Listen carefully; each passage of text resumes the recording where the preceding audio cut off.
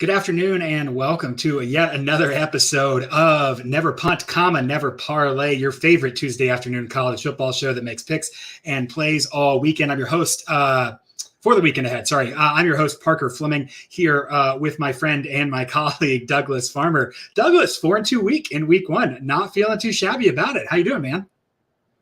I'm doing real well. I really like the 4-2 because I feel like process met results. I don't think we were ever going to do better than 4-2. I'm not sure we won the four we should have won, but 4-2 was the right result for us last week. And that, I would rather we go 6-0, but as long as we're coming out as we should overall, I'm always going to feel pretty good about it. Process met results last week.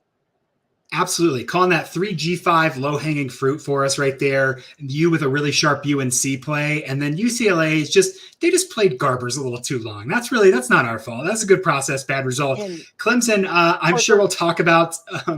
Yeah, please. It might have been the right play. It might. People are thinking it might have been the right play. I don't know what to think about Clemson. Let's actually start there with a little recap. I think that's okay. Clemson got beat by Duke. Clemson, again, goes into the red zone again. Douglas, I think we have a new definition for what Clemsoning is. It means moving the ball 75 yards and then pulling your pants down and falling down. Clemson just absolutely cannot do anything in the red zone. I'm looking forward to maybe this week, maybe in a month, you developing a stat that instead of calling the anti-Eckle, you'll just call it some version of Clemson shade because it's going to be Dabo. They just get inside the 40. They just get inside the 40. They got inside the 10. They got inside the 4. And we see those plays maybe 3 times a year. We see them, and it comes to mind, was it Arkansas and Texas A&M last year? 98-yard fumble. But you don't see it over and over and over again inside the 3-yard line. I'm not saying Clemson was the right play. 12.5 was always not going to happen, but Clemson, you should have won that football game. Yeah, absolutely left on the table there. And funny that we talked about in terms of handicapping and looking forward, what we talked about all offseason is if Clemson can limit those negative plays that they had, those head scratchers last year, and buddy, it looks like maybe that's contagious at Clemson. So we'll see how they do it. Is Duke for real? That's the question I have for you about that one. Is Duke for real? Define for real. Is Duke gonna win 9 games again? No. Is Duke gonna make even more noise in the ACC than last night? Yes. Clemson should have won. I don't think Clemson should have covered. Clemson should have won.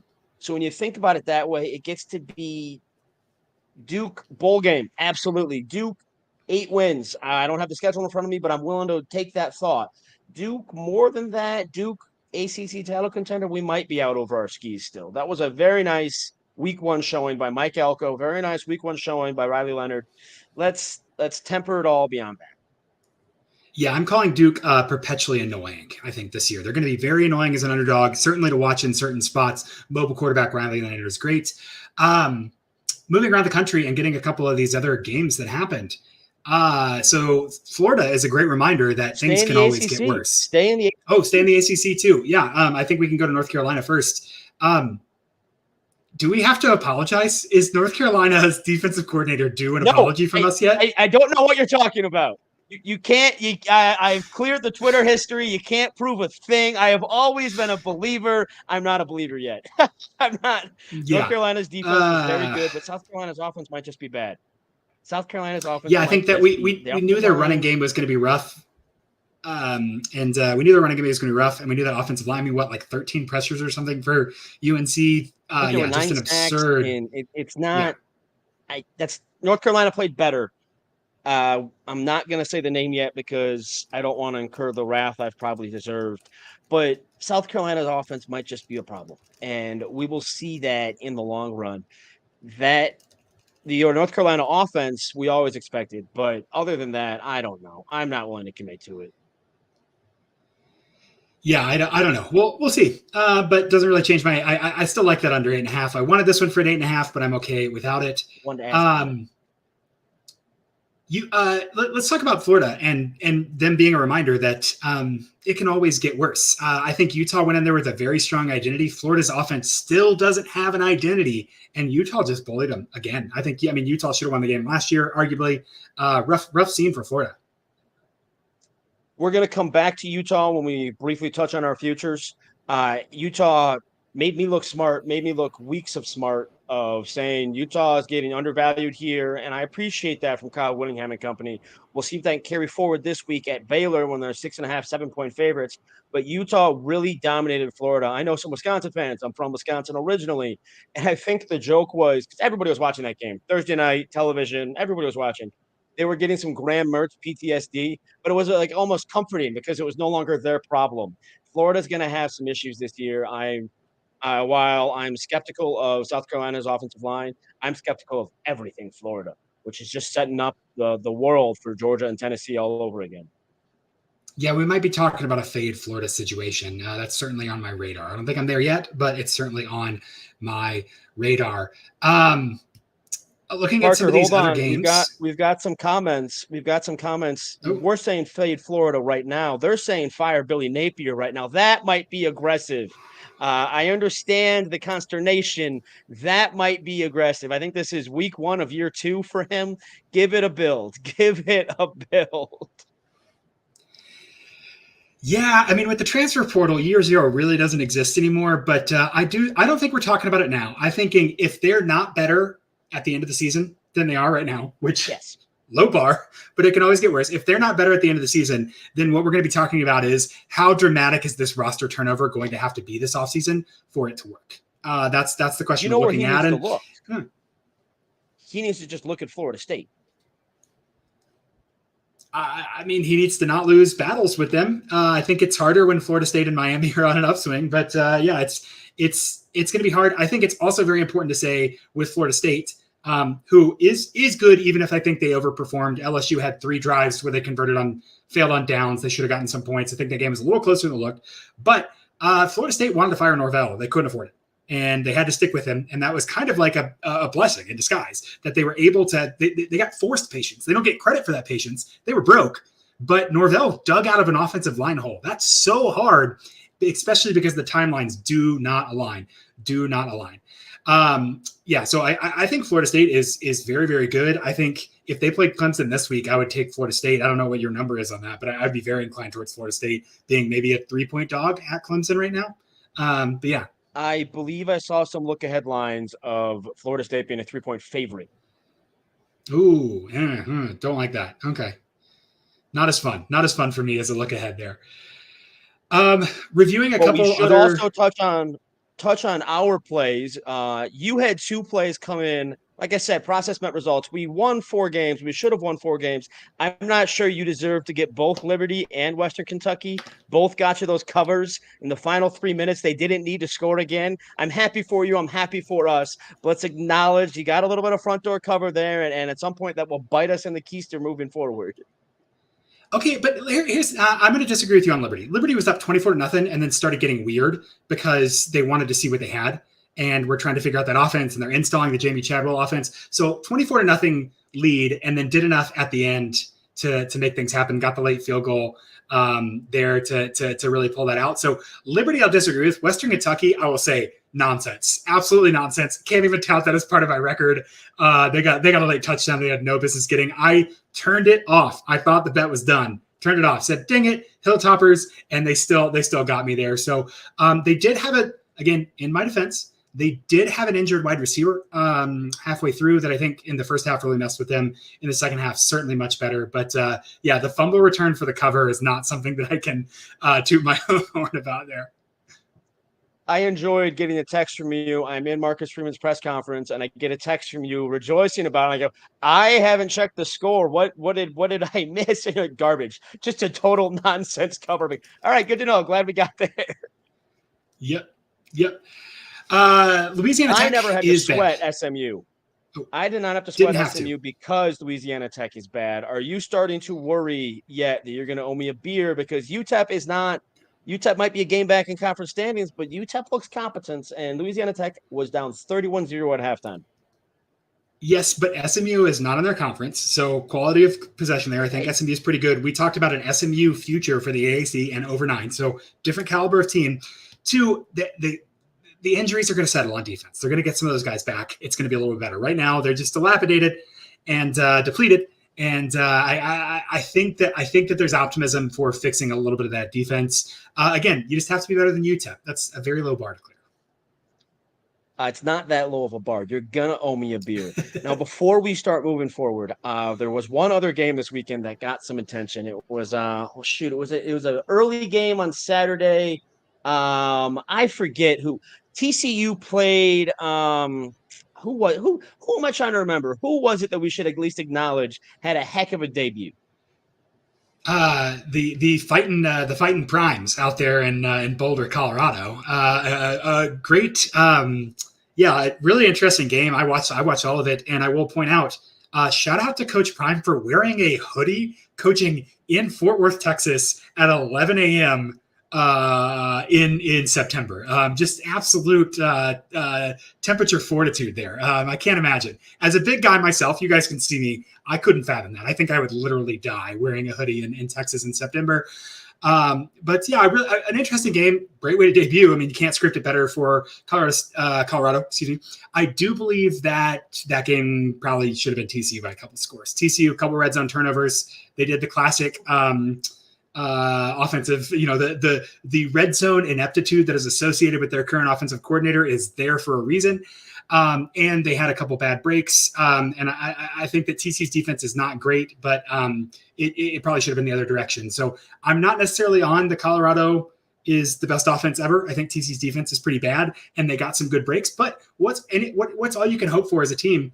Not even from a betting sense, but just generally, can I hope to be good enough and then get some breaks? It's what TCU did last year to get to the national championship. So really, really good. I like that they had 4 guys that went over 100 yards, all had higher than 3 yards per route run. Really versatile offense. Sean Lewis is absolutely a wizard. I loved Kent State, and I loved his offenses. He made Dustin Crum look like a god. And so I think that there's a lot there that is going to be interesting on the offensive side. The defense, a lot, 7.7 yards per carry. I think Nebraska's going to be able to run over him, dude. I don't know we're talking about that game, but I think they're going to be able to run over him. I have a similar thought there with Nebraska. Neither one of us are playing it this week, but Nebraska's defense, Minnesota's heading toward an offensive cliff, but Nebraska's defense held them in check.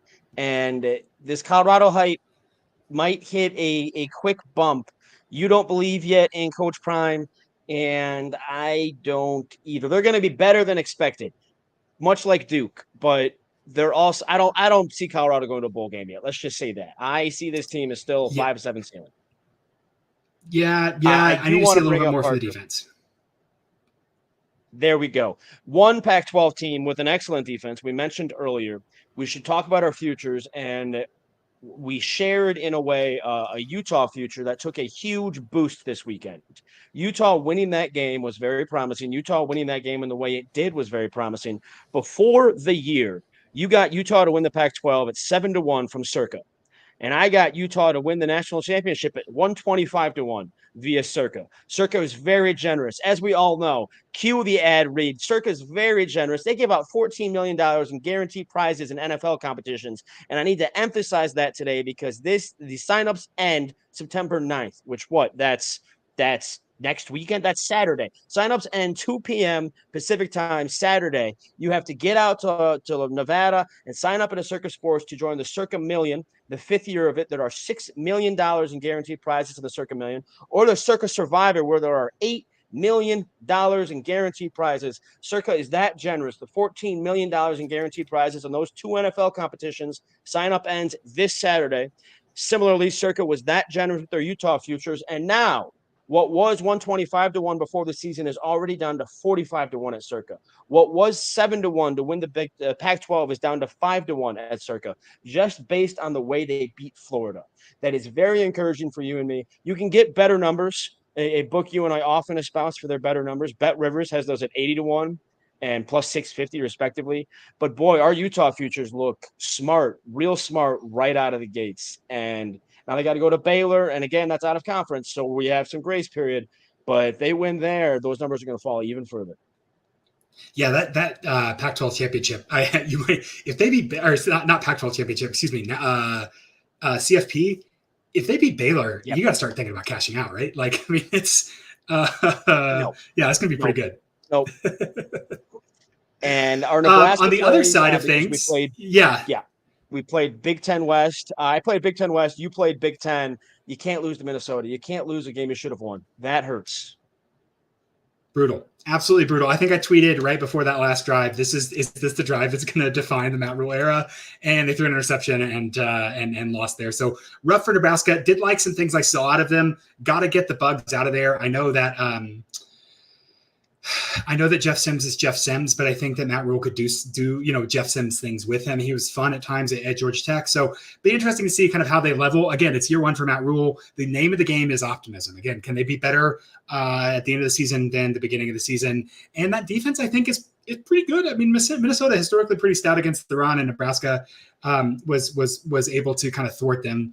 And so, yeah, I'm not in love with what happened for Nebraska odds-wise, but in terms of looking at them as a game line, I'm a little bit more intrigued as someone who's going to be able to keep things close this year. Then Parker, before we ask you a worrying question, I want to go with an upbeat because we have another comment, and it's a tough question. Any futures you would consider adding after week one? I will admit, I was sitting in an airport Sunday, and I picked up a touch of Wisconsin to win the Big Ten. I think I already had a little bit of that. I added to it. Other than that, I'm not sure anything leaps out to me. Charles, this is a great question. I hadn't considered it. Is there anything, Parker, Florida State, ACC? Yeah, nothing's really changed for me.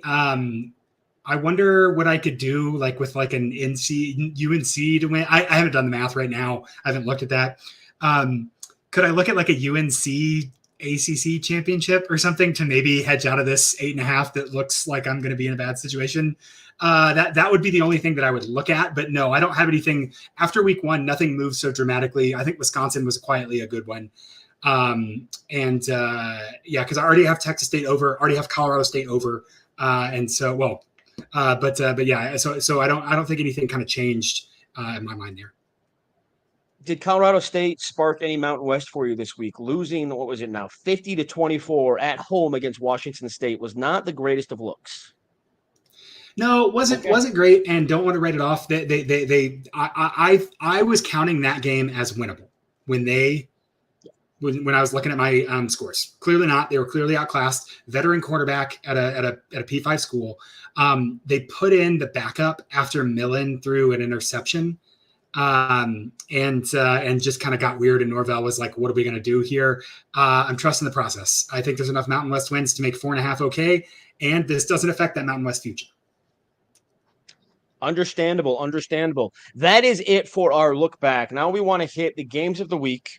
And we here at Never Punt, Never Parlay identify one game as more of a game of the week than any other game.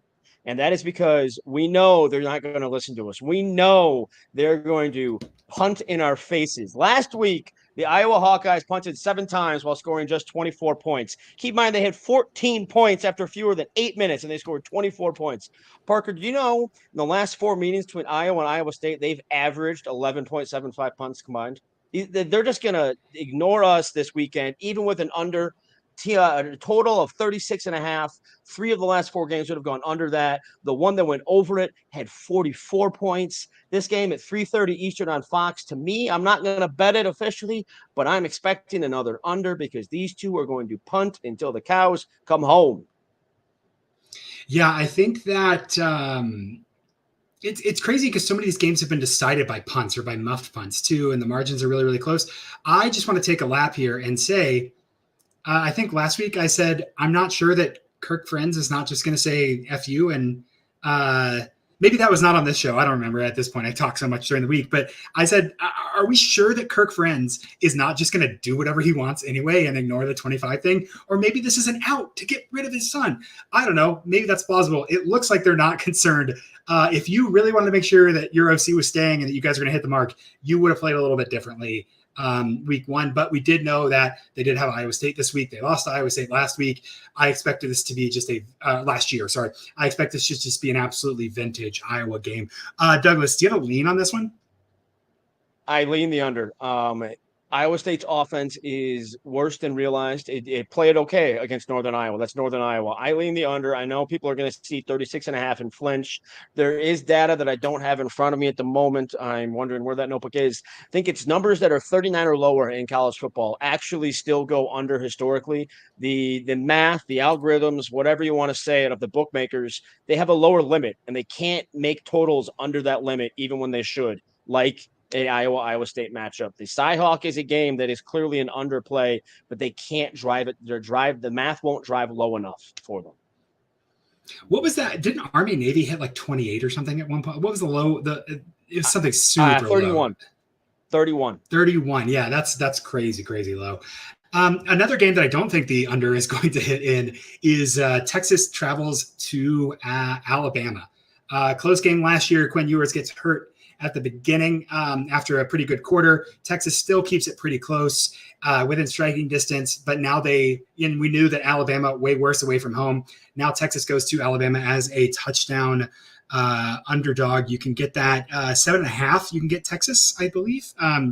And so that's kind of nice if you're into that. Yeah. So again, Bet River's always given us interesting numbers there, but I think that this to me feels like a classic case of Nick Saban's underrated. I think this is a disrespectful line for Alabama. I was waiting for you to drop your favorite forward phrase about Alabama. My curiosity this week is less about Nick Saban and more, we're going to learn about both of these teams. I'm more curious to learn about Alabama because their margins in their conference are smaller. Is Jalen Milroe going to be able to perform? And we can learn so much about the SEC based on that performance this weekend. That is one game that, while I'm not going to have action on, I can tell you right now, I will not put a bet on that at any point. I will have a keen eye on it. That is Saturday night, 7 Eastern on ESPN. I will have a keen eye on it just to see Alabama's quarterback play. Can I throw two conspiracy theories at you? One, not even conspiracy theory. One, don't worry too much about Texas and their performance against Rice last week. Very clearly, they were keeping it vanilla. Like the offense just wasn't there, which I don't know. There's kind of a trade-off between getting reps and getting important like live reps and not showing Alabama anything. I don't know if you can.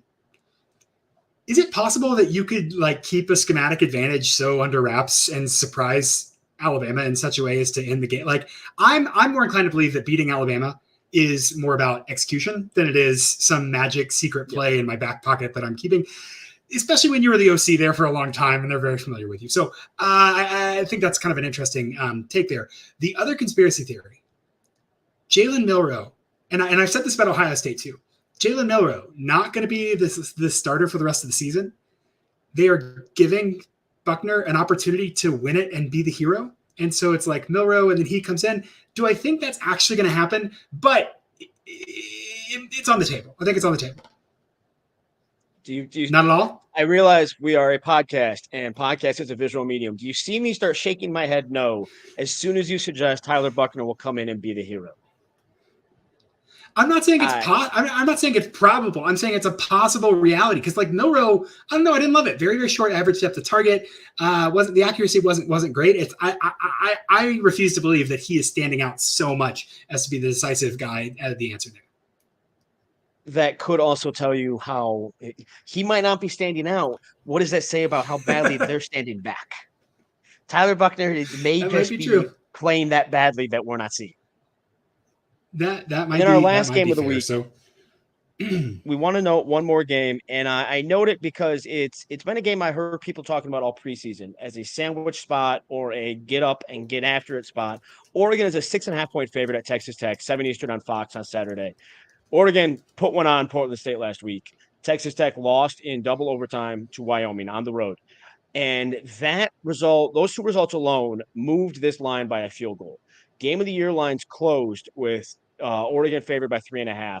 Moved it by a field goal. Oregon put one on Portland State. Congrats. I'm happy for you, Bo Nix. Nice job. Texas Tech was a 13-point favorite, but lost at a tough road environment in double overtime. I'm not sure a field goal reaction was the proper decision. If I can get that Texas Tech +7 at Sugar House, Bet Rivers. I'm considering that. It's not a play I'm making today, but I'm considering it. And yes, you've now heard us mention Bet Rivers 3 different times for having special lines for us. Bet Rivers, Sugar House are the same operation. And Parker, this is why we shop. The easiest way to improve as a sports bettor is to use multiple sports books and always get the best odds. We recommend using an odds comparison tool like BetStamp. Go to betstamp.app/hitthebooks, or there should be a link in the description. And then you can go ahead and scan that QR code above Parker, and you'll get a list of books to sign up for. You keep hearing us mention Bet Rivers has lines. I appreciate this from Bet Rivers. Get off by a half point. Get some more action. And just because I like a line, somebody's going to see the other value of it. You can scan that QR code. You'll get easy sign-up links for all those books. Use betstamp.app/hitthebooks to get a good odds comparison tool, become a smarter and sharper bettor. We're going to have some plays coming in right now. Parker and I each have 3. And right before the show, we shop to make sure we've got the best number available, because we want to make sure we're getting the best number to give us a better chance of winning on Saturdays. Absolutely. That's the name of the game. And that's really where you go from a person who looks at lines and throws some money at them, and a person who starts investing, who starts being, strategic about this. You got to shop, got to find the best line. Let's talk plays. Let's talk some of these games. I want to start out. Let's start Friday. We got a Friday night game, which I will reiterate Tom Allen and saying Friday night football is for high school. And I don't like it when college games are on Friday night, but I understand it has to happen. We've got Illinois and Kansas. Kansas -3, -110 at FanDuel. Jalen Daniels is going to play. I think that's going to change the dynamic of this offense. You can get that FanDuel Caesars MGM. That's going to change the dynamic of this offense. One thing that I'm really looking at, Illinois' defense wasn't great last week, and really just barely scraped out a win against Toledo. 5.2 yards per carry, 2.92 yards after contact, 4 runs of 10-plus yards. Kansas last week, FCS school, but just demonstrating the explosive theory is theoretically there. 6.2 yards per carry, 3.21 yards after carry, 7 runs of 10-plus yards. Jalen Daniels is back, so they did all that with Jason Bean, who's an accurate enough passer, does not have the legs and the explosiveness that Jalen Daniels does. One thing I'm really looking for is the kind of where Kansas can land with these contested targets.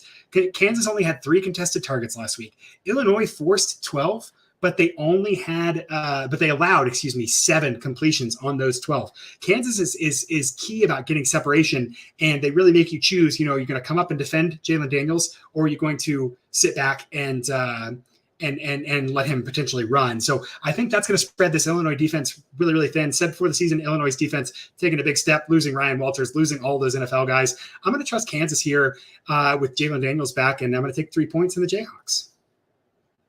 The only real thought I have here, you mentioned right at the end, Illinois' defense might be a lesser proven commodity than people assumed this season. Ryan Walters was the engineer of it, and now he's the head coach at Purdue. That doesn't change everything, but it changes enough that there could be value that you're finding right here. That is my only thought there. It's kind of a high level, 30,000 feet piece of the handicap, but it plays in on a week-to-week basis, especially in September. Another coordinator change, which is sparking my first play of the day, is Wisconsin at Washington State. That's a 7:30 game on Saturday night. We've moved past the Friday action on to Saturday night. This over-under is at 58.5, and I'm taking the under at neg 110, available at DraftKings, I believe it was. I'm taking the under. This number has jumped. Last year, these two met in Madison. The total on it was 49. I realize those are different teams. I realize that was a different location. But for this to jump 9.5 points, that starts to tell you that people were putting faith in the Wisconsin offense under Phil Longo. I get it. He plays a different kind of brand. Further, but this number opened at 55.5. The books this week set this a field goal lower, jumped up a field goal. Why? I think they're putting too much into Phil Longo.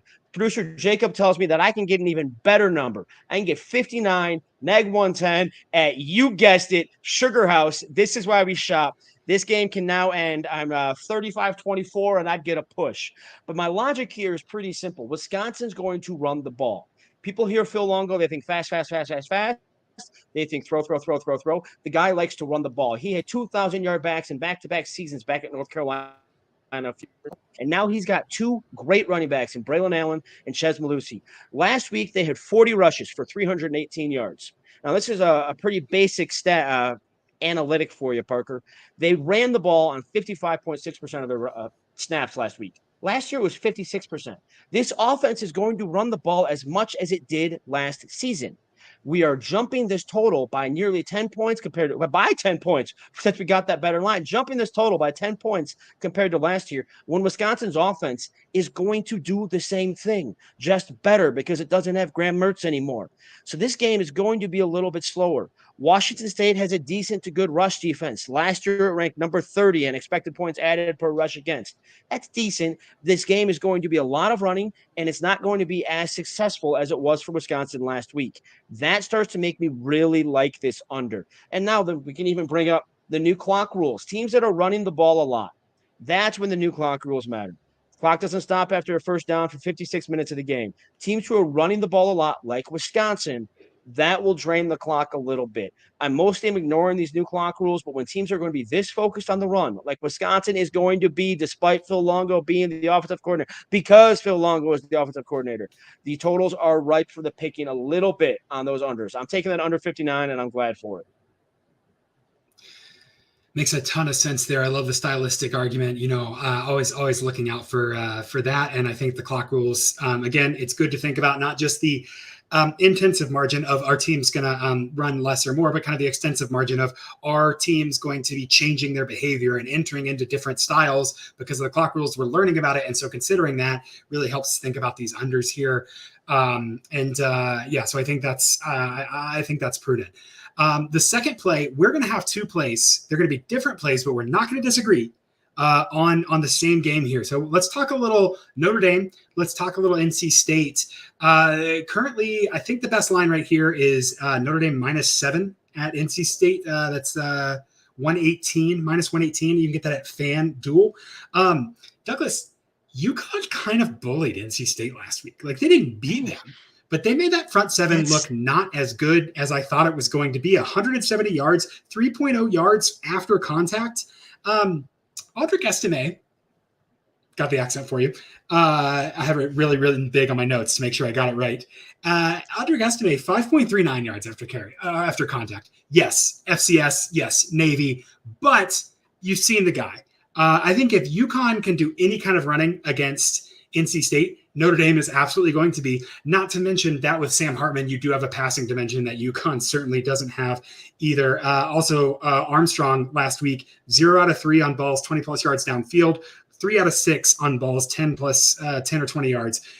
40.6% of his yards came on passes at or behind the line of scrimmage against UConn's defense. Think that's a red flag. I'm not sure things on offense are gelling as well for NC State there. In the front seven, it looked like they got a little bullied.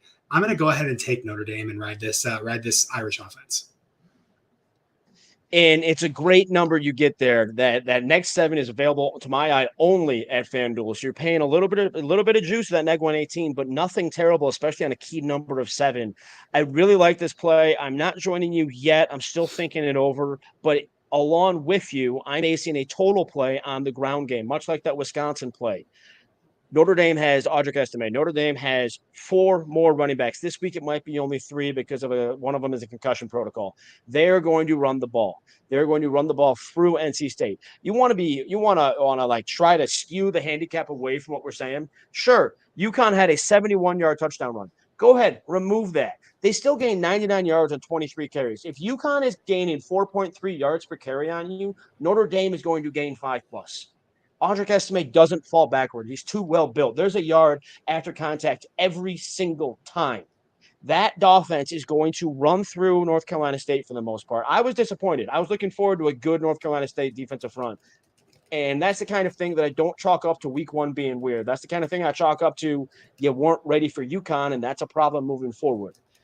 The idea here is I'm going to grab the under 51. I believe it's neg 110 at Caesars, and it's the same logic. Notre Dame's going to run the ball constantly. Furthermore, last week, Brennan Armstrong, he attempted 26 passes. He ran the ball 19 times. We're just building more and more of an underplay because the ball is going to be run so many times. I'm assuming that's an under 51.5 now at Bet Rivers. This just gets better and better for me. And it's that logic of they're going to run the ball. Notre Dame doesn't need to do anything impressive. It just has to win this game. Sam Hartman, sure, he might run a 2-minute drill at the end of the first half. He's done it in the last 2 weeks. but he's not going to need to toward the end of the game if your spread play is coming home. It's a pretty simple thought for me there. Notre Dame's going to run the ball so stinking much. You don't love Notre Dame's run game last year. I've always argued that was quarterback skewed. This year, that run game is going to prove itself. It's running behind one of the best offensive lines. That's all we really need to worry about. Yeah, absolutely. Total accordance there. I think both of these are kind of the same angle on Notre Dame versus NC State. And yeah, I think that's one of my favorite ones out of what I've got this week. We both have one more play. And looking at time, we're doing great. I feel very, very good about that. Why don't we do, I'll go first. Is that okay? I'm going to go first. Let's talk about Virginia Tech and Purdue. Let's talk a little bit about Grant Wells. Let's talk a little bit about the Hokies. Grant Wells, 3 touchdowns. What key stat? What did Grant Wells not have, Douglas, for the first time in, I think, 27 games? It's not the first time. It's not. This is one of my, you're going off a tweet that I like to put out whenever I see Grant Wells praise. Grant Wells did not throw an interception this week, which means great news for Grant Wells. In the last 28 games, he's thrown only 27 interceptions. He's had some games in there with multiple interceptions. Going into the season, it was 27 games, 27 picks. And I'm not an offensive coordinator anywhere. I'm not a quarterbacks coach anywhere. Nobody pays me to coach football. I'm pretty sure 27 interceptions in 28 games is bad. And now you're going to back him. Parker, good luck. Okay, what has Grant Wells never had before in his career? Well, it's not totally true. This is a reunion of that. Last year, he didn't have Allie Jennings, okay? Virginia Tech specifically last year was concerned with getting depth, getting vertical passing. Didn't feel like they were designing it up. Didn't feel like they have a dude. They go out and get Allie Jennings, 14.4 yards per reception, 4.0 yards per route run, seven targets there led the team. Jennings is a guy to average depth of target 12.6, great catch radius, absolutely makes it a lot easier for Grant Wells to just get it in the area code with those 50-50 balls. I think that their run game, 109 yards against Old Dominion, not a great team, but I really think that Purdue here is going to struggle. Didn't love what they did with Mikey Keene, let him sit in the pocket. I don't know if they're going to be able to pressure Grant Wells a lot. I would probably say that Mikey Keene's a better passer than Grant Wells, but the combination of Virginia Tech defense having Allie Jennings there on the outside, I really am liking Virginia Tech to just slow this down and take some control here. Purdue let Mikey Keene throw for 366 yards last week. 366 yards. I think that this could be a new rebirth for Grant Wells. I'm going to ride with Virginia Tech here. I'm a little torn. I was sitting in the press box on Saturday and talking to a colleague, and he mentioned he was frustrated by the Purdue-Fresno State line movement. And right at that moment, I found a sheet in my notes that I had not gotten to in the week. And on top of the sheet, all it said was fade Purdue. And I didn't over the weekend. And I was upset that there's so many pieces of paper moving around here. As you can see, I still just live hard copies. Fade Purdue, and I didn't. So come this weekend when lines open, I'm going to confess something.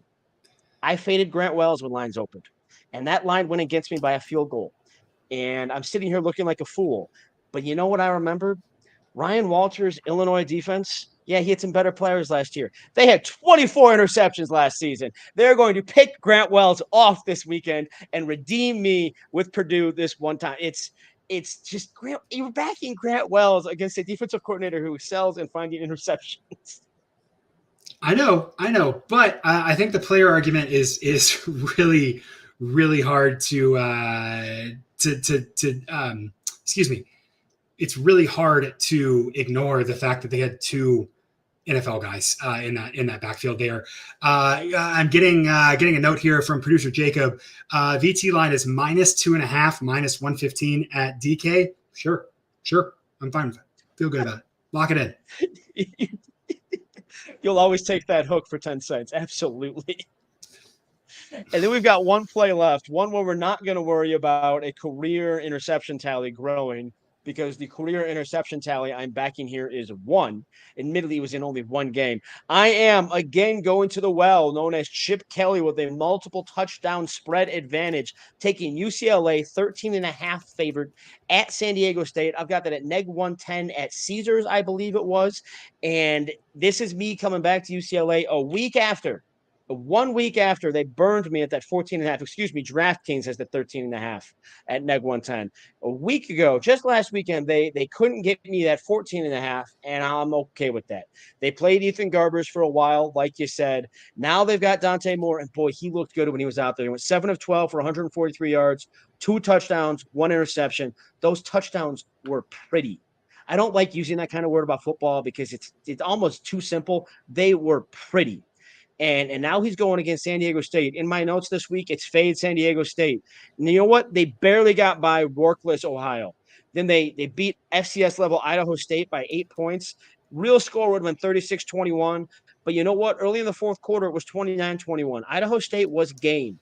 Idaho State had 5 passes of 20 yards or more.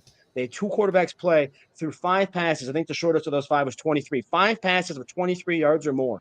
Now they've got Dante Moore and those real pretty deep balls coming in, and I got to think Chip Kelly's just going to play him more and more. And until the market catches up with Dante Moore, you're going to see me keep back in UCLA, even if they cost me last week. The other thought I have, and now I'm going to try not to do this, I'm trying a reformed shotgun better. This also applies to live betting. I've gotten myself in trouble sometimes thinking I'm too smart. But Dante Moore comes in, there's a live total opportunity. They're going to score more than they have been so far. It's something to think about. I'm advising myself not to do it because I get myself in trouble, but it's something to think about. I am backing Dante Moore as much as I am backing UCLA with this 13.5. They burned me last week. They're going to redeem it this week. I love it. I love it. I had some I had some personal interest in UCLA last week too, and was frustrated by the red zone struggles. Don't expect those to carry over this year. And man, can you say anything too bad about the San Diego State offense? I just don't know that it's possible. I don't know that you can. No, that's why overstate my notes this week were fade Hawaii, fade San Diego State. Hawaii's playing an FCS team, so I haven't had that chance yet. But I suspect I'm even going to pick up a money line there to live dangerously. Those are the 2 teams coming into this week. I thought I want to fade them no matter what. I don't care what the line is. I'm going to be on the opposite side. So to get this under 2 touchdowns really delights me. Yeah, like it a lot. I think that's a good play. Douglas, that concludes our plays. Let's go ahead and let's recap, and we can get out of here in a tight 45 minutes, which I think is great. Douglas, your plays for this week are? My plays this week begin with Wisconsin at Washington State. I've got the under 59 because we shopped. We used betstamp.app to compare books and get the best number available because that's the easiest way to have better value in your sports betting. Shop. If you really want to go to Bet Rivers real quick, Bet Rivers Sugar House, depends what state you're in, they're the same operation. Scan that QR code in the top corner there, and you'll get a sign-up page for all sorts of books. You might even make us look good for the powers that be, but that's not my concern. My concern is you getting the best value. If I say that enough, maybe, and now we're going to say the other thing we always forget to say. If I say get the best value and we find the best value for you, maybe you'll rate, review, share, subscribe. Never Punt, Never Parlay, part of Hit the Books, part of the Hammer Betting Network. Rate, review, subscribe, share. Anyway, my bets, Wisconsin, Washington State, under 59. Notre Dame, North Carolina State, under 51.5. Again, Sugar House helping me out. Both those plays are betting on the run games. And then my last play this week, UCLA, 13.5-point favorites at San Diego State. I'm very comfortable with that, up to 14. That's what they won by last week, burned me by a hook. This week, I'll benefit by that hook. Absolutely. I'm going to ride with Kansas -3 at home versus Illinois, like the explosiveness with Jalen Daniels back. I'm going to have a play on Notre Dame, NC State. I'm going to take the Irish -7. Love that rushing game, and I'm underwhelmed by NC State's defense. And finally, despite all of your warnings to the contrary, I'm going to take Virginia Tech -2.5 against Purdue. I think the Hokies can make some stuff happen here.